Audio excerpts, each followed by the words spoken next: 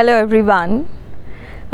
So in my previous videos I talked about the disease of addiction, alcohol addiction, drugs addiction, and क्या signs and symptoms हैं to understand कि अगर आपके घर में ये बीमारी है, if any of your loved one is facing this, and what are the things,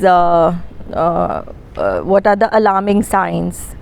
So today I'm going to talk about कि अगर आपके घर में ये साइन सिम्टम आपको दिखते हैं आपके किसी फैमिली मेम्बर में, किसी फ्रेंड में, सो हमें क्या करना चाहिए. But I think let me share with you because of my own experience with addiction and psychiatric issues कि हम families को क्या करना चाहिए but हम क्या करते हैं.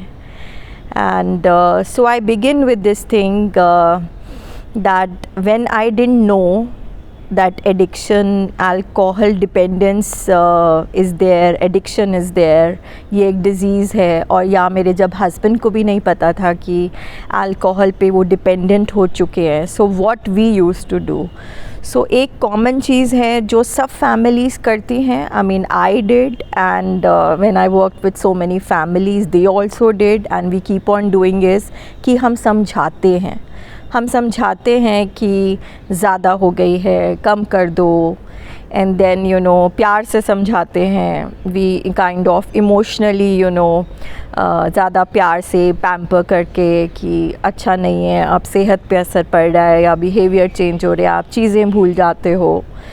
So this is how I started, and like the love between husband and wife, and the wife is kind of trying to emotionally blackmail the husband कि अगर आप प्यार करते हो छोड़ दो, बच्चों के लिए छोड़ दो, that kind of thing. But I realized कि बहुत देर तक ये गेम ही चलता रहा. मैं बोलती थी आप छोड़ दो, और he used to say yes, tomorrow onwards I'm going to cut it, taper it, या मैं छोड़ दूँगा. But it kept on going for many years. And जब एक लिमिट आ जाता है, जब आप प्यार से समझाते हैं, and then you kind of get irritable, you get upset, you get angry, and you see that जैसे जैसे डिपेंडेंस बढ़ रहा है, अब्यूज़ बढ़ रहा है अल्कोहल का या कोई भी ड्रग्स का, तो बिहेवियर चेंजेस बहुत होने लगते हैं, लड़ाइयाँ होने लगती हैं. And the peace of mind and the peace of the house is disturbed. आपकी जो रूटीन है, आपका जो रिलेशनशिप है, उस पे असर पड़ना शुरू हो जाता है. Things start moving from your bedroom to the whole house, to the whole family, and then outside. Even when you're going out, even if you're going for a party or a social this thing, all the time ये एक wait रहता कि ज़्यादा P लेंगे, क्या हो जाएगा, लड़ाई हो जाएगी. सो स्टार्टिंग विद लव, प्यार से समझाना, फिर गुस्सा करना, फिर फाइट्स होना. That's what I did. I even broke lot of bottles. Then it leads to a very ugly scenes.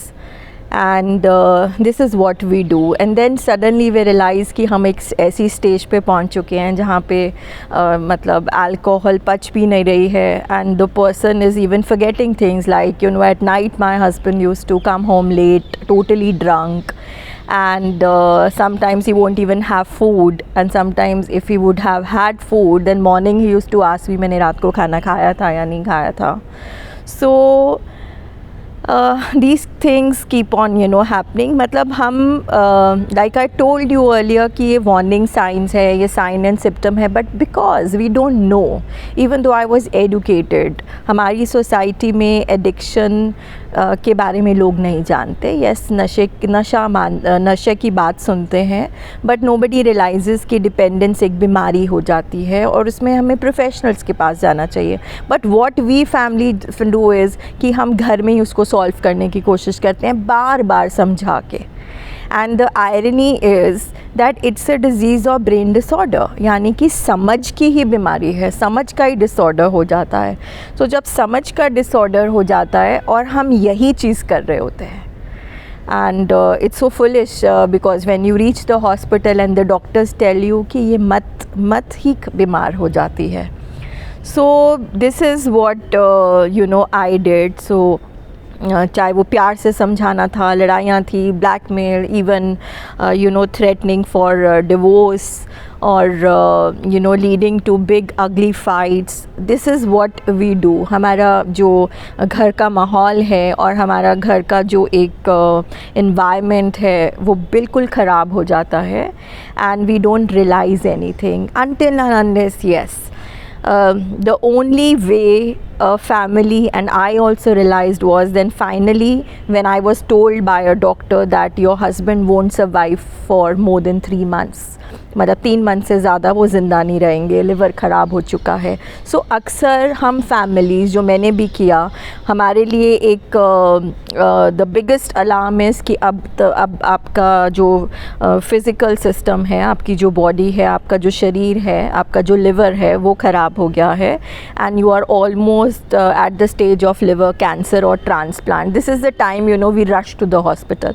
मगर तब भी हम एडिक्शन का ट्रीटमेंट कराने नहीं जाते. My whole focus was, for almost 1 year I used to be in hospital with my husband, getting the liver back to shape, और सारा फोकस मेरा तब भी लिवर पर ही था.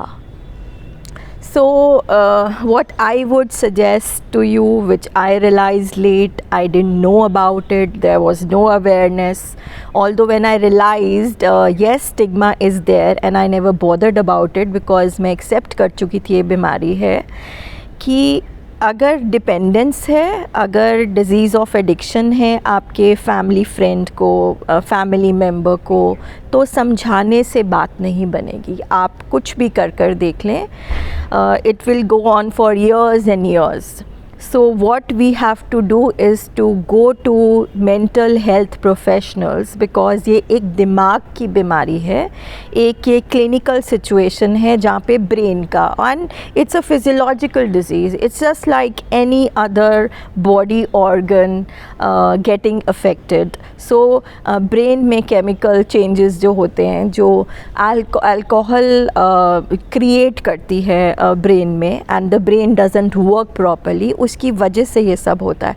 सो it's nothing to do with समझाना, चाहे आप कस्में दें, आप कोई भी चीज़ उस पेशेंट के लिए वर्क नहीं करती है. जब वो डिपेंडेंट हो जाता है, everything else in life is blocked. So from my experience, from experience of so many families who've suffered this, please don't waste your times, which I did. And if you see these signs and symptoms, if you have followed the previous videos and understood कि ऐसी कुछ भी बात आपको नज़र आती है, it is time to go to a psychiatrist and a therapist, and that only can cure, because it's a disease and it needs treatment. It's nothing to, of course family support is there, but it is nothing to do with emotionally trying to convince the person. So I'll keep on talking about it, and do try to follow these things, because they are there in almost every household. This disease is there, and especially for last 1.5 year due to COVID, lot of mental health issues and dependence on drugs and even prescription medicines has become quite common. Thank you so much.